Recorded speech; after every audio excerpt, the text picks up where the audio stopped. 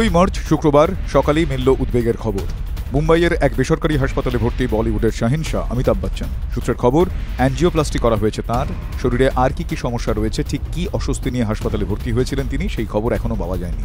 বচ্চন পরিবার থেকেও এখনও অভিনেতার স্বাস্থ্যের খবর প্রকাশ্যে আনা হয়নি।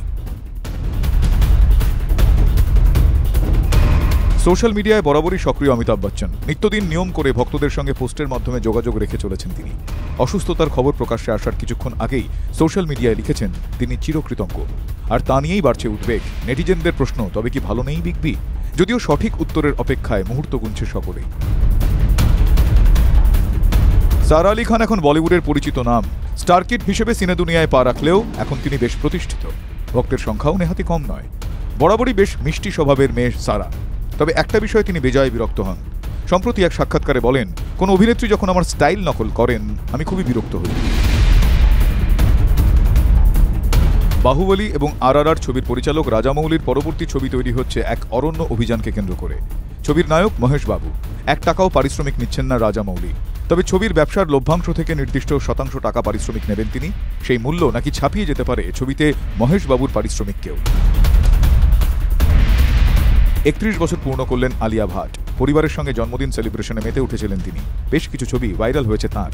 আর তারপরেই শুরু হয়েছে সমালোচনা। নেট দুনিয়ার একটা বড় অংশের দাবি, মুখে বোটক্স করিয়েছেন আলিয়া। চোখের ডার্ক সার্কেল রুখে দেওয়ার জন্য করিয়েছেন ফিলার থেরাপিও। যদিও আলিয়া এ নিয়ে এখনো পর্যন্ত মুখ খোলেননি। তার স্বামী রণবীর কাপুরের সঙ্গে সম্পর্ক ছিল ক্যাটরিনা কাইফের। সেই ক্যাটরিনার সঙ্গে দারুণ ভালো সম্পর্ক আলিয়া ভাটের। আলিয়ার 31তম জন্মদিনে তাকে কি উইশ করলেন ক্যাটরিনা? বললেন, শুভ জন্মদিন, আনন্দ ছড়াতে থাকো, জীবনে ভালো হোক তোমার। বাবা সানি দেওয়ালের সঙ্গে একই ছবিতে অভিনয় করবেন করণ দেওয়াল। আমির খানের প্রযোজনায় তৈরি লাহোর 1947 ছবিতে সানির ছেলের চরিত্রেই কাস্ট করা হয়েছে করণকে। বিষয়টিতে দারুণ খুশি সানি। দিন কয়েক আগেই বিয়ে করেছেন প্রিয়াঙ্কা চোপড়ার তুতো বোন মীরা চোপড়া। এতদিন চুপ থাকার পর অবশেষে শেয়ার করলেন ছবি। পাত্র রক্ষিত কেজরিওয়াল, পেশায় ব্যবসায়ী। বোনের বিয়েতে উপস্থিত থাকতে পারেননি প্রিয়াঙ্কা, তবে সামাজিক মাধ্যমে শুভেচ্ছা জানাতে তিনি বলেননি। জল্পনা ছিল বাঁকুড়া লোকসভা কেন্দ্র থেকে আসন্ন লোকসভা নির্বাচনে তৃণমূলের প্রার্থী হবেন সায়ন্তিকা বন্দ্যোপাধ্যায়। অভিনয় থেকে দূরে বাঁকুড়াতেই মাটি কামড়ে তিনি পড়েছিলেন। অংশ নিয়েছিলেন দলীয় নানা কর্মসূচিতে।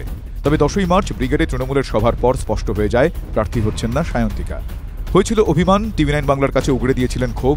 তবে তিনি থেমে নেই। নতুন শুরু অভিনেত্রীর। বাংলাদেশের প্রজেক্ট রয়েছে তাঁর হাতে।